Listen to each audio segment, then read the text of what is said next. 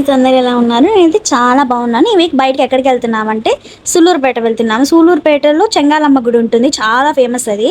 ఆ గుడి స్టోరీ ఏంటంటే నేను మీకు ఒక ఫుల్ వీడియో పెడతాను, అందులో క్లారిటీగా చెప్తాను స్టోరీ గురించి. అండ్ అలాగే చెంగాలమ్మ గుడి దర్శనం చేసుకొని దాని తర్వాత ఇంకో వేరే చోటుకి వెళ్ళామన్నమాట. ఆ లాస్ట్లో మీకు అర్థమవుతుంది ఎక్కడికి వెళ్ళాము అనేది. మేమైతే మార్నింగ్ 8:30కి 9 కల్లా స్టార్ట్ అయ్యాము. 11 కల్లా మేము సూళ్ళూరుపేట చెంగాలమ్మ వారి గుడికి వచ్చేసాము.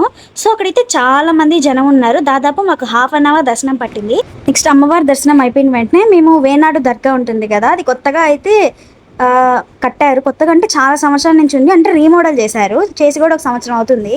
మేము వెళ్ళాలి వెళ్ళాలి అనుకుంటున్నాం కానీ వెళ్ళలేకపోయాము ఇన్ని రోజులు. సో ఇవాళ మాకు కుదిరింది, వెళ్ళాము. మా దాదాపు ఈ గుడి ఎక్కడ ఎడారి మధ్యలో ఉంటుంది, చుట్టుపక్కలంతా ఇసుకే, చాలా వేడిగా ఉంటుంది అసలుకి. జనాలు కూడా చాలా తక్కువ మంది. కాకపోతే చాలా దూరంలో మీకు ఒక ఊరు కనపడుతుంది, ఆ ఊరు తర్వాతే మనకి ఒక ఎడారిలో దర్గా అనేది కనిపిస్తుంది అనమాట. ఇక్కడికి ప్రతి అమావాస్యకి వేలలో జనాలు వస్తారంట. అంటే మనం వచ్చే దారంతా సముద్రమే, కానీ అది మనకి సముద్రంలో కనపడదు. చాలా బాగుంటుంది. వచ్చేటప్పుడు అయితే మేము బాగా ఎంజాయ్ చేసాం, కానీ రోడ్డు బాగలేదు. అండ్ మీరు చూసారు కదా, నేను ఈ స్టోరీ కూడా నేను మీకు లాంగ్ వీడియోలో పెడతాను.